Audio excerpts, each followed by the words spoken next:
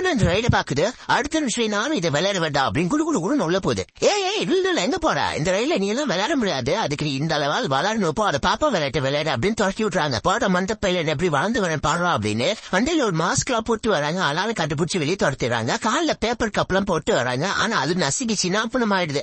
அப்படி தங்கு படிக்கட்டுல கீழே விழுந்து சின்சான் வந்த மாதிரி வீங்கிடுது. ஐயோ என்ன ஆச்சு அப்படின்னு போய் கண்ணாடியில பாக்குது. லைட்டா உறிஞ்சு ஹைட் ஆயிருக்கு. அடுத்த நிமிஷமே கிடைச்சிட்டா ஒரு ஐடியா அப்படின்னு கிடைச்ச இடத்துல எல்லாம் போய் மண்டையை வீங்கி வச்சு பாக்குது. இன்னும் நமக்கு நல்லா ஹைட் வேணுமே அப்படின்னு ஒரு சுத்தியில எடுத்து ஓகி டமால்னு மண்டையில அடிச்சு அந்த பையன் முன்னாடி போய் நிக்குது. அடுத்த நிமிஷமே அந்த பைப்ல மயக்கம் போட்டு கீழே வந்தானா. அந்த ரயில போய் உட்காருது.